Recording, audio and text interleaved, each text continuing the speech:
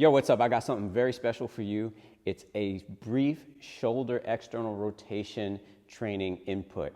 So it's one short session that you can fit in anywhere. But the question is, why is external rotation so important for your shoulder? Well, if you're an overhead athlete of any sort, whether you throw a ball, whether you do volleyball, tennis, you're gonna overhand serve, whether you go up for rebounds, whatever it is you do, even the backswing of your golf swing requires external rotation of the shoulder. This is a right-handed position for a right-handed golfer, right? External rotation of the shoulder is required. So there's a lot of reasons why you would need external rotation of your shoulder. Not to mention, just having a healthy shoulder joint requires that you have adequate external and internal rotation of the joint. It's the fundamental movement. So, how are we going to get started? We're going to get started with cars. Simple. We're going to start with our palm facing forward, taking our humerus forward so our bicep line is facing straight ahead. We're going to imagine that everything else is in a block of cement. We don't want that to move. We're going to move into adduction as we move into flexion.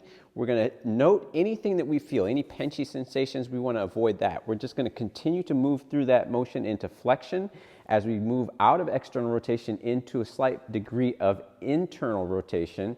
And as we move through this point, we're going to hit our first roadblock here. Once we hit that roadblock there, we're careful not to extend through the back to try and sneak out more.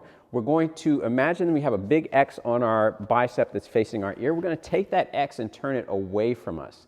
Once we've turned that X away from us, so we've gone into internal rotation, we're going to continue to try and sneak out more of that internal rotation.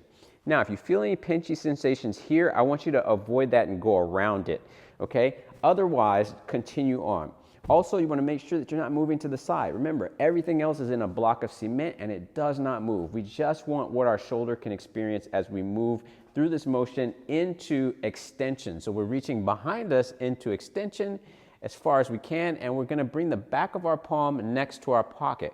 We're going to reverse that, extend back, reach for as much extension as we can. Once we hit that roadblock, we're going to go into external rotation. So now I want to turn that X and face it towards you.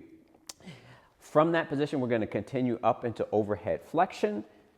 We're going to rotate, continue to externally rotate until we come across the body into adduction, and we're going to return back to the start.